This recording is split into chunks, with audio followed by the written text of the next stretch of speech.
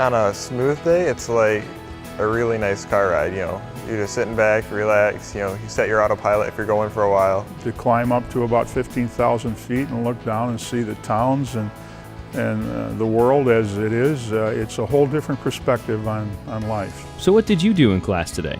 For one work-based learning student with the LISD Tech Center, Evan Schneebly touched the sky. I definitely wouldn't be to the point where I am now without the Tech Center. I definitely got down here way more because of the Tech Center. The ability for Evan to learn at his own pace while still in school made the whole process easier to advance and complete, which is exactly what founder Jerry Stewart had in mind. I saw a big problem in flight instruction. Students would begin to learn how to fly and then eventually they would run out of money, or they would be scraping paycheck to paycheck to afford that next flight lesson, and the training drug out for sometimes years. These guys work really well with kind of tailoring it to your own schedule and making it so it works well for you. So I was comfortable the whole way through. I also saw the support network he had. He had, as I mentioned earlier, his parents, and he had his the school and his counselors and teachers behind him. And I knew that we could add to that competent, qualified people and equipment to allow him to achieve his goals. It was a perfect combination. That perfect combination came together as a result of an agreement between Stewart Aviation, Evan and his family, and the LISD Tech Center. Evan took the initiative to find the right flight school for him, and the Tech Center worked with Blissfield High School to make his schedule happen. Just normal day in the morning, and then at lunch I would drive down here. Either we would hop in the plane at that point, or we'd go into one of the classrooms and have a ground lesson.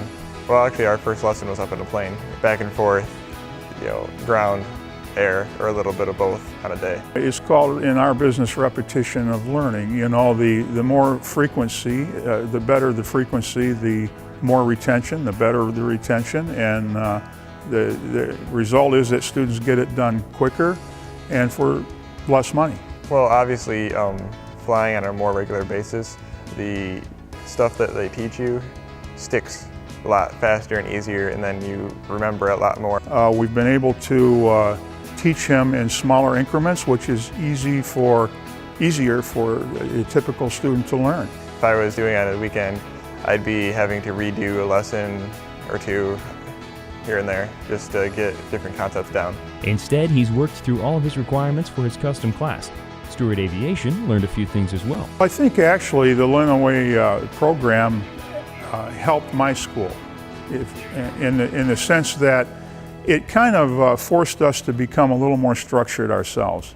And at the time and before I met Mr. Champion, I didn't realize that we needed that improvement. But when I started to talk to the actual professional teachers and to see, you know, how they do things and the programs and so forth, we were able to incorporate a lot of that into our own program. And as a result, I think we're an improved flight school because of it. Part of that improved school is instructor Daniel Leet, who wishes he had this opportunity in high school. I can only imagine what that would have been like for me. I would have fell in love with it right then and there. That would have been the most amazing experience for me, to be a student in high school and flying and getting credit for it and getting out of school, no less, to do it.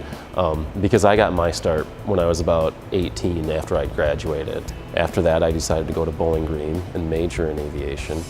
And then after I graduated from there, came here and then started teaching here right after I finished getting my flight instructor certification through Stewart Aviation. He understands Evan's desire to fly. It didn't take Daniel long to see the thrill himself. I actually got a job working at Toledo Express in a maintenance shop, and my boss, he actually let me ferry airplanes for delivery. I got to fly by myself aircraft, small airplanes between Toledo and Florida.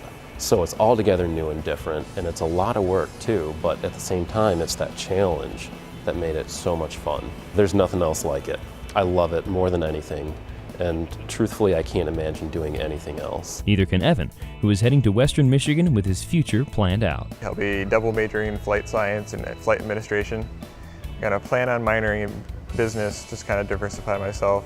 Career goal, I mean, like I said, like flying is fine, but I'd like a corporate or small regional airlines, just so I'm flying almost every day, but then I can be close to home as well. Close to home or far away, some things never change in the sky. Each of the men shared their thoughts on the hardest part of learning to fly. The hardest part for me was getting my instrument rating. And that's what you use to fly in the clouds when you have no visibility. You look out the window and it's just pure white and you have no visual reference to anything outside. No hesitation. Landing an airplane is very difficult. To know how to react and to get the flare perfect and to just let it sit right down is an art. And it's the one phase of flight that takes the longest to learn. It can be the most frustrating. I've seen it break a few students in my day. And without any doubt, landing is the most difficult thing in flying. But nonetheless, it's a great challenge and it makes you an excellent pilot. The incredible experience Evan has had learning how to fly through work-based learning at the LISD Tech Center isn't just for a hobby. He's chosen an industry with a lot of potential for employment after college. I'd say go for it because, I mean, obviously I did, and I got my private license and I had a blast doing it. I learned a lot, and it really, if you're going into a career, whatever it may be, it really helps hand-on experience. Experience is the best teacher out there. There's a lot of reasons why people should come here to learn. One, we have great prices. Some of the best around, I think. We have an excellent simulator here. And we have good instruction, of course. We made it possible for people to learn how to fly that would not normally otherwise be able to ever learn how to fly, and I'm pretty proud of that. I mean, obviously pilots are lower, a lot of them have retired, so I mean, the career is definitely opening up for me, so we'll see where that goes, but I'm excited. If you can walk away, it's usually a good landing.